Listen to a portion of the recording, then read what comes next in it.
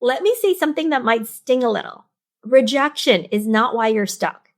It's how you're interpreting it. Because the moment something doesn't go your way, you don't just experience rejection. You make it mean something about you. I didn't get the role. I'm not ready. They didn't respond. I'm not important. I spoke up and no one reacted. I said something wrong. And just like that, you shrink. You pull back. You start playing smaller than you were 5 minutes ago. Rejection didn't take your power. You gave it away in the meaning you made. Welcome to The Balanced Leader, hosted by Yan Dang, a leadership and life coach with over 20 years of corporate experience.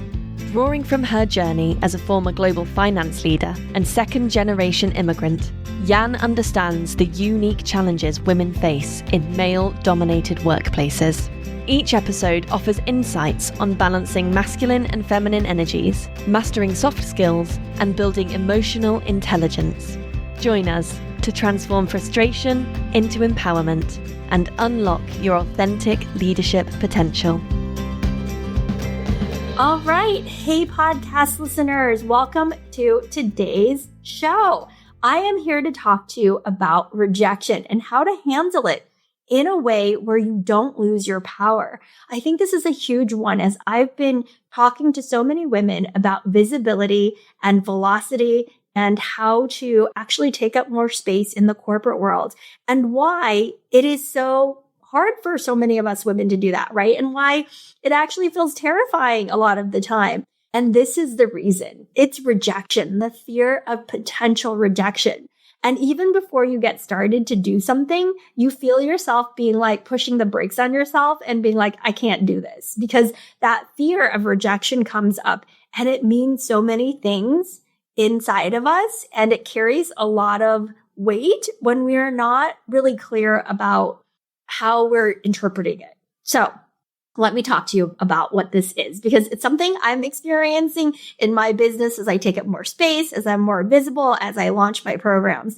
And I know this is the same exact thing that happens to women in the corporate world as well when they are taking up more space. I remember when I had a big strategic project that I made it a big program. It wasn't just a little project on the side. I was like, if I'm going in, I'm going to go big. And I knew to do the things, but I still felt that fear like this isn't going to work. I'm going to get rejected. I want you to know that this is a normal process of expansion. And the better relationship you have with rejection, the better you're going to be able to move through it and to use it for yourself and not make it mean something about you or your self-worth. But this episode, I'm going to break it down. So if you are somebody who is so fearful of rejection, or if you know somebody who's really fearful of rejection, share this episode, listen to it again. I'm going to really walk you through what happens. And the better able you are to catch yourself in these moments and actually make different meaning out of them than what you historically have, the more powerful you are going to get. Like I said, I'm in this with you. It's something that I do. And I'm so much better at catching it in the here and now. And I'm so much better at reframing things, but I'm also so much better at giving myself some space to do it. So like I said, it's a practice. I'm much better at it than I was in the very beginning. And it continues to be a lifelong journey and work. And this is work that will help you feel more and more powerful the more and more you face and understand what rejection is. So here's what is actually happening. Your brain reads rejection as a threat. Belonging equals safety, right? Especially in, our survival brain. We want to belong. We want to feel safe and comfortable with the people around us. We don't want people to disagree with us. Rejection equals risk because you don't belong in that tribe anymore and you are like on the outs, right? So that spiral you feel, that's not you being dramatic. It's your nervous system actually doing its job. It's that limbic system trying to keep you safe. But here's the problem. You've been taught to trust that reaction. And that's exactly where you lose your authority. That's exactly where we lose our power when we allow that emotional reaction to rejection stop us from moving forward and has us spiraling out. So today, we're going to talk about the 3 ways that you're losing power. Most high-achieving women respond to rejection in 3 ways. So I'm going to start with the first, right? Number one is to prove. You go into prove mode. I'll work harder. I'll be better. I'll fix it, right? You avoid the emotion because you're like, whatever, I'm just going to keep going at it, right? I don't want to feel the rejection, so I'm going to double down. And now you're overworking, trying to earn something you already had. Maybe there's a part of you that feels like, they said I couldn't do it, so I'm going to go do it. I actually have a client. She is a CEO, and she felt like she really had to fight for the CEO role. And once she got it, she was like, now I have to work even harder because they are expecting so much more of me. And then she's working super hard, and then she feels exhausted and burnt out. And she's going after this prove it. And it's a little bit ironic because they actually made her the CEO. So it wasn't like they were rejecting her. Although the rejection, I think, came from history, right? She was expecting to have the CEO position. She felt like she had to fight for it. So she came into the role with already feeling rejected and a lot of resentment. And then on top of that, she feels like she has to prove herself because the board is testing her, right? So it's just interesting to see the way our mind works. And then you feel powerless because you're up against so much. The other thing that women do, and that I've caught myself doing as well, right, is you pull back. You say less, you wait to be asked, you play it safe. This actually happens in dating too. Like when you're dating and you get rejected, sometimes you just want to be like, forget it. I don't need a partner. I don't need any of this, right? You hide, you pull back, you're like, if it'll happen, it'll happen. I actually have some girlfriends who have said this to me, and I'm like, okay, well, that's a choice, right? But oftentimes I'm like, I don't know if you're going to meet your partner just like out and about. I mean, it would be lovely if that's the truth. But for me, I was like, no, I got to go find my partner. I've got to go date. I've got to go do this. I've got to put myself out there, and I've got to move beyond, right? Not go into prove it mode, but move beyond the feelings and move beyond the staying with the rejection and just trying to protect myself, right? Because I knew that I wanted to have a family someday, right? But the second thing that people do is they hide, right?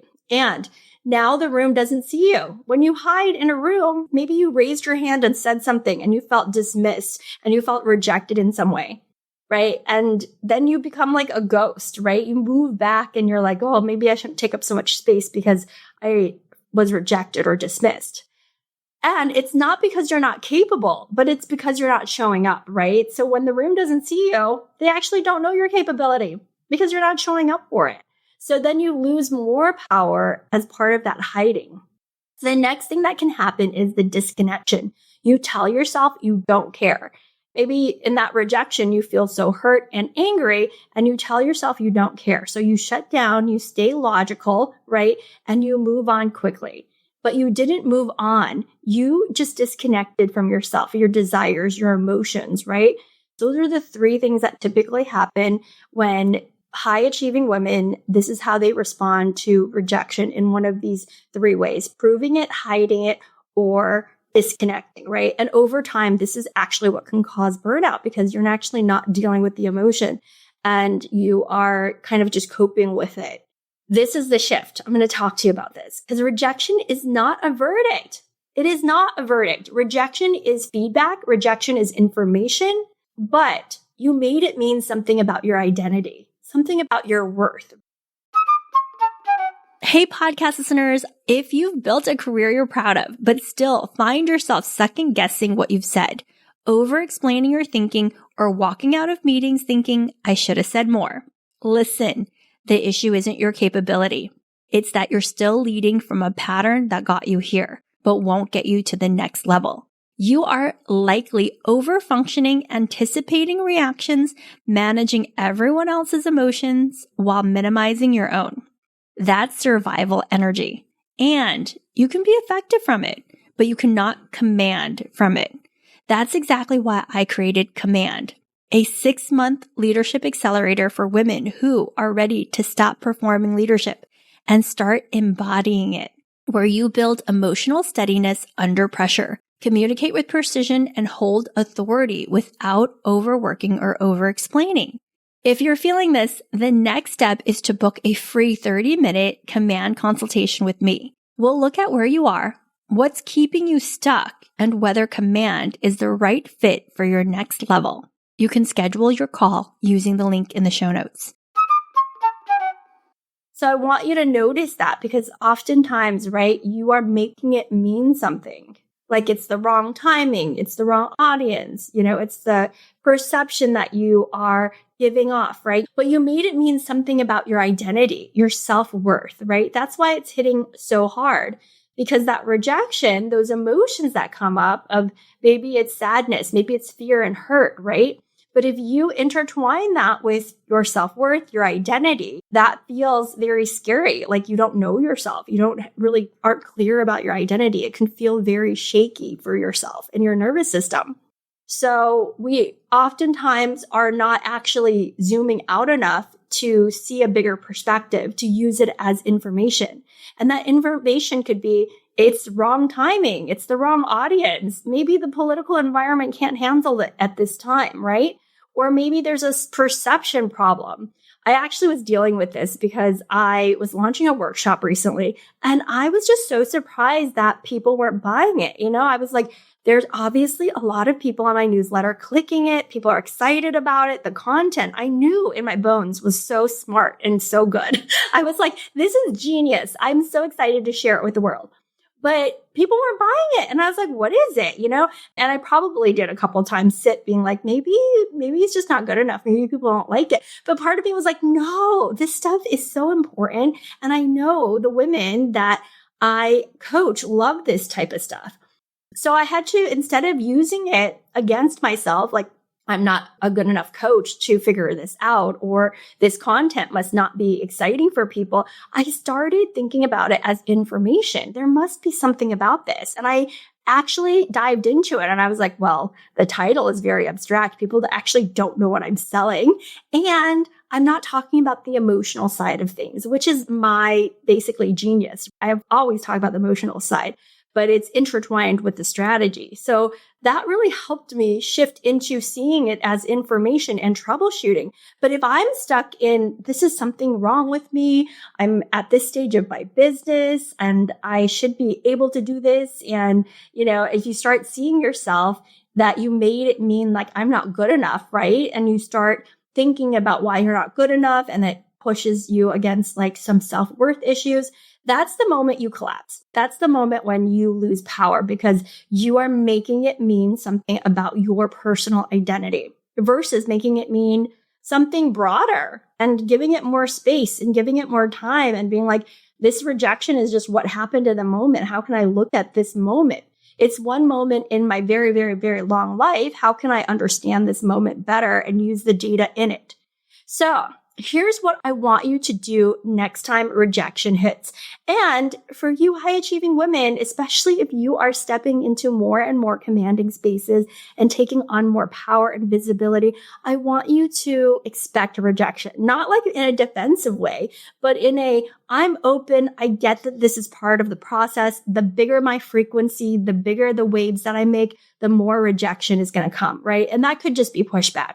We'll link in the episode about, pushback as well, because this is what naturally happens. And I know this, right? The bigger I get in my world, the bigger of a coach I get, the more rejection I'm likely to get. And the more offers I'm going to make. Like this is just a natural progression. So this is steps to really support yourself when you're dealing with rejection. If you are like, I know rejection's coming because I'm a big leader, I'm going to take up more space and I am, going for it. You want to really learn these steps. So the first thing is to catch the thought.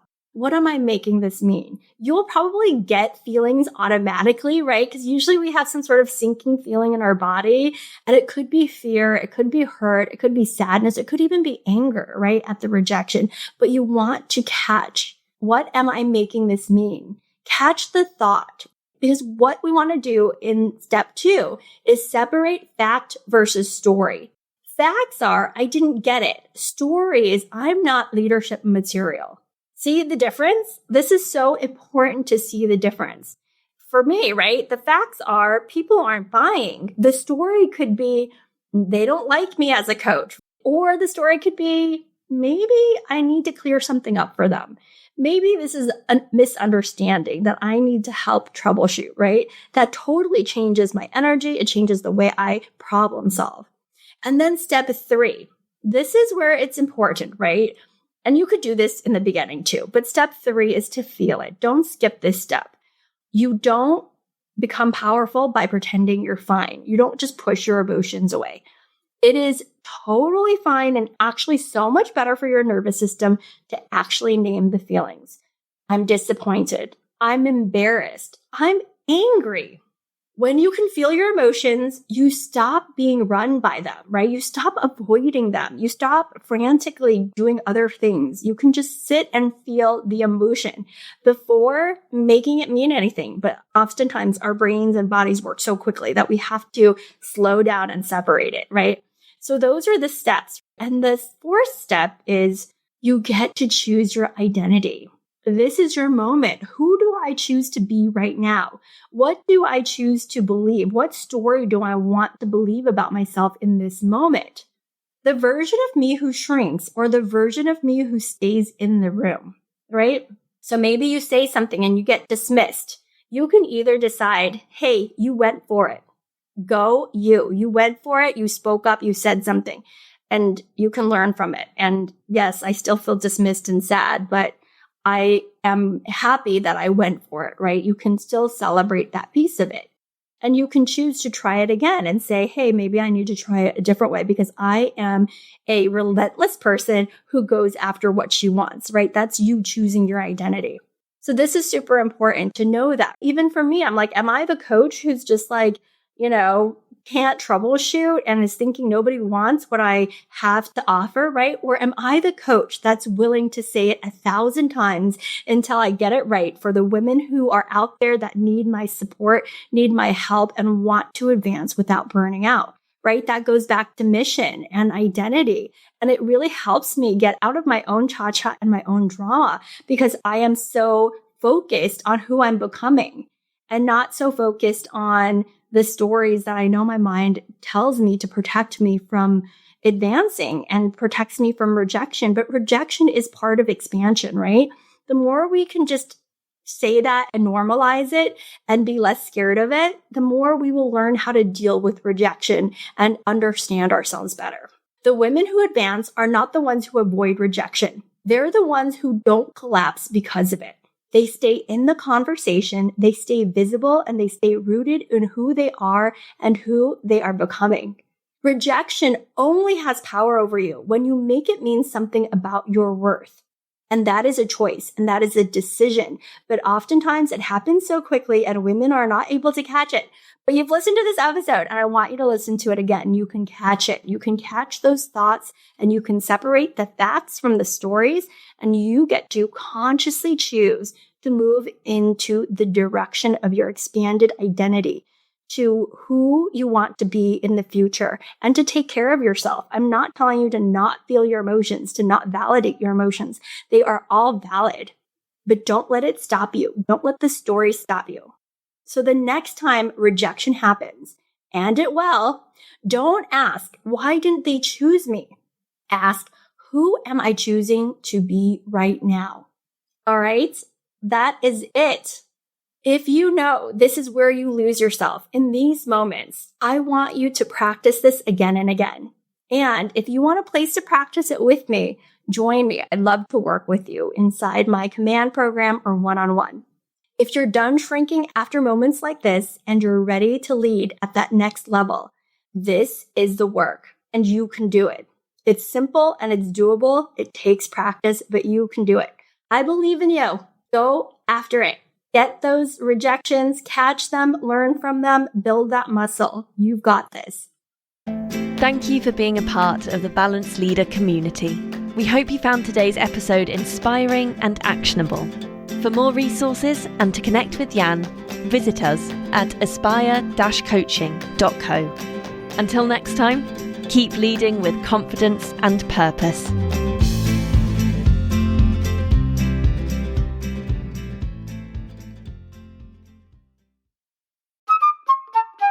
Hey, before you go, if you're ready to stop leading from pressure and start leading with presence, I want to invite you to take the next step.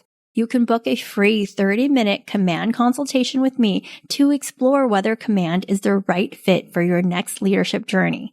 This is where we'll look at the gap between how capable you are and how you're currently being experienced and what needs to shift for you to lead with more clarity, authority, and ease. If that's been on your mind, this is your next step. You can schedule your call using the link in the show notes.